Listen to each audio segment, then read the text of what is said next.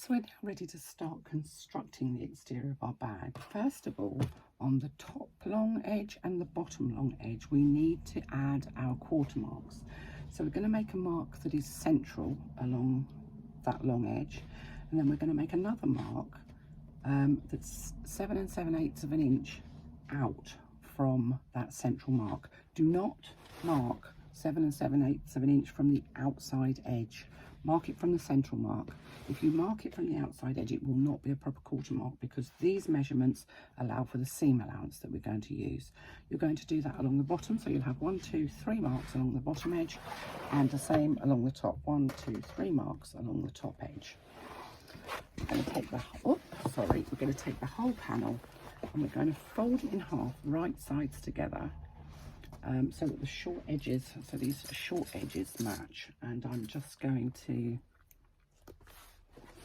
add some clips now. Because I've got this overlay, I just want to make sure that my overlay's matching, because there's nothing looks worse than having a dodgy overlay. So I'm just going to pop some clips in here, and then I'm just going to go back down to the bottom here and make sure that that's perfect. That will do nicely.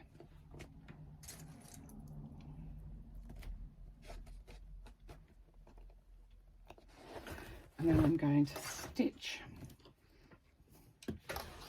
along this, difficult to see, isn't it? Along this side using a 3/8 of an inch seam allowance. And it's really important that you follow the seam allowance because this is a circular base. And I've spent hours doing the math to make sure that this base fits into your bag perfectly. If you do not do the right seam allowance, it will not fit. It's very simple. Let me just, sorry, I've knocked my camera, I think. There we go. So now let's stitch up that short side.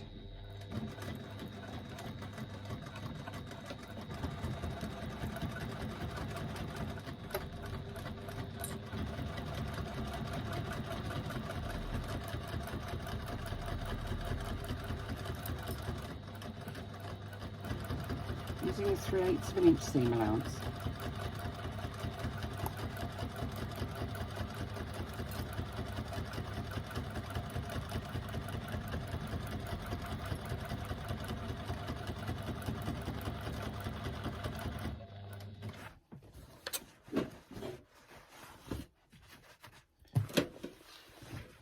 I could do with taking all the stuff off of my windowsill so that it doesn't get caught on this bag, because it is a big bag. Because it's made from one single piece of fabric. It's quite a lot to manipulate about. So there we go. I've stitched all the way up the side, and now I'm going to take my trusty seam ripper and I'm going to take out those basting stitches. Let's get rid of these threads. Oh, I do so hate threads.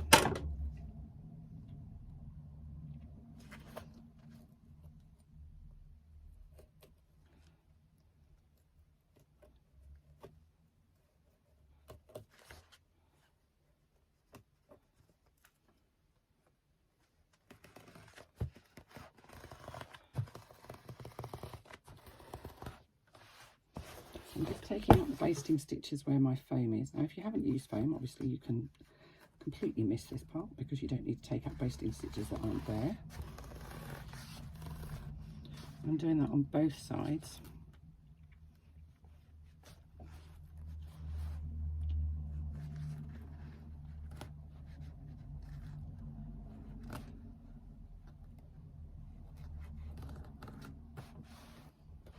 And then, having removed the basting stitches, I'm going to very carefully remove any excess foam from the seam allowance. And you can see that I keep my scissors flat. It miters the edge of the foam. This is only 2 or 3 millimeters thick, but if you have a sort of a blank edge on it, a nice blunt edge, it will still be bulky in that seam.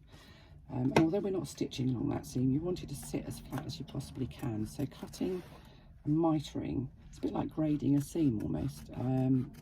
So by having my scissors flat, it gives you a nice mitered edge, and it makes that seam just that little bit flatter from the right side.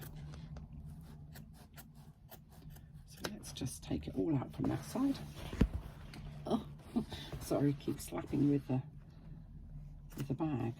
The trouble is I've got two options. I can either move my camera further away, which means you won't be able to see it, or you just have to kind of put up with that. I need to be a bit more careful, really, don't I? Sorry.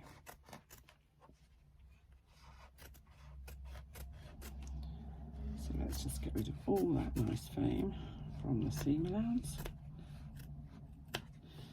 Try not to cut into your stitching, because that's something that you don't want to do either. And once I've cut the main bulk away, I like to go back and just see if there's any extra that I can trim away. It seems pernickety, I know, but it makes a difference to the way the finished seam looks on the outside. So there we go. Now I'm just going to do that.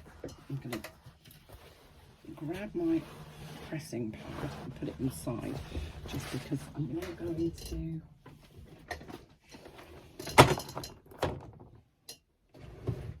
use my iron, and I'm going to press this seam open. So I've removed all that seam allowance foam, and I'm just going to press this seam open. Now obviously, if you're using something like faux leather, that's not going to be possible. If you wanted to, you could put double-sided tape either side of the seam to hold the faux leather out of the way. It doesn't generally stay put, it has to be said, but if you're feeling really anxious about it, then you can do. For me, I can't do the bottom bit, because this bottom bit is faux leather, because I have this overlay on there. So I've just done this bit. I can remove all those threads and bits of stitches. So I'm just doing the fabric part.